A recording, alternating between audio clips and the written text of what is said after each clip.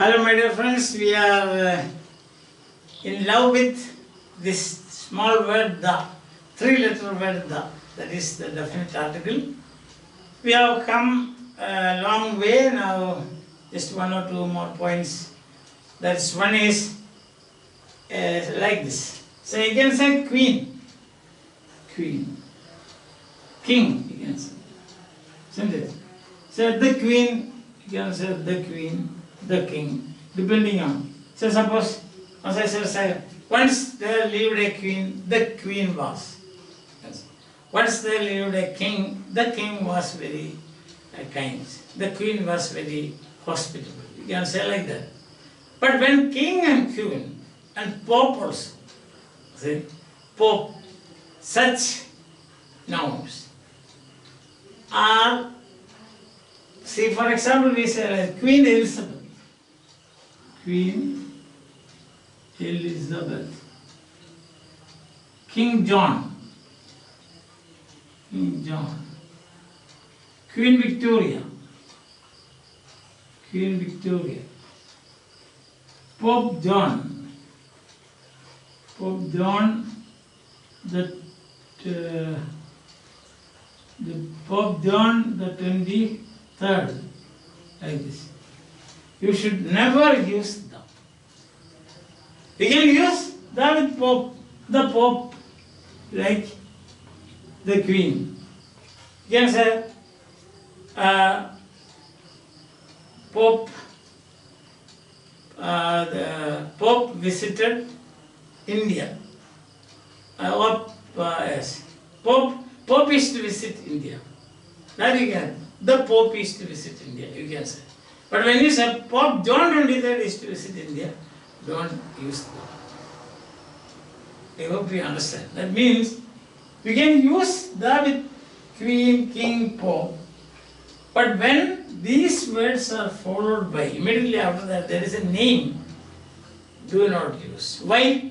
Because it is already specified. There is no point in specifying it further. The Queen Elizabeth. No, not allowed. The Queen Elizabeth not allowed. The King John not allowed. But the King is allowed. But not the King John. The Queen Victoria not allowed. See? So if you say the here, wrong, the here, wrong, the here, wrong, the here, wrong. But when King, Queen, Pope, etc., they stand alone, and depending on the context, you can use the. Mainly, as I told you, second use. See, I gave you examples like this, no? Once there was a king, the king was very kind. Once there was a queen, the queen was very beautiful. Once there was a pope, the pope was very merciful. Like that. And again. But with names? No. Along with names. So that I think is clear. Now just one more point. This is very simple for you, and so one more point. You know superlative degree? You have come across superlative, positive, comparative and superlative degrees of adjectives, you know? Yes? For example, we say tall, taller, tallest. Isn't it? Tall, taller, tallest. I think you might have come across this. Tall. That is positive degree. Taller, comparative degree, and tallest is the superlative degree. You call this tallest. Superlative means highest. Superlative degree. Isn't it? Highest. Now here what happens is that whenever you find a noun, and before the, say for example, the tallest people, the tallest, the best, the cleverest, listen, the most beautiful,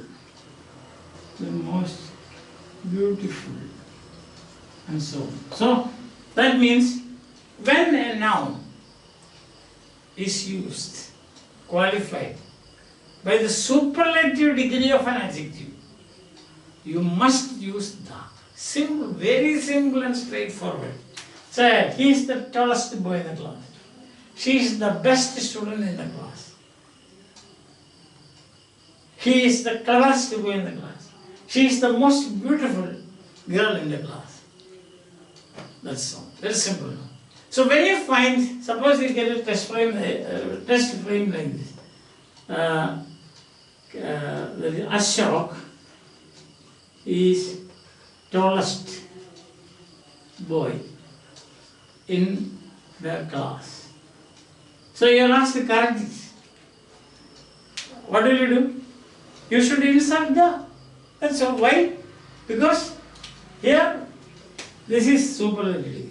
And so the tallest. Then it's clear. I think 2 points that we saw today, very simple. Very simple.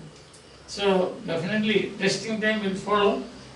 At that time you will, I will explain it further if you have got any difficulty. Otherwise, it's very simple, isn't it?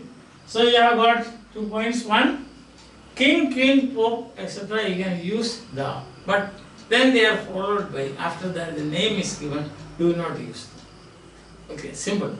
Secondly, if you find a superlative degree and after that a noun, definitely you must use the before the superlative degree of the adjective. Is that clear? Very clear? No problem, nothing of that sort. Fine. Thank you for listening. Again, I will come before you with another small dose of grammar. I think you are enjoying my grammar classes. Then you must definitely share it with your friends and also subscribe. Bye. Have a nice day.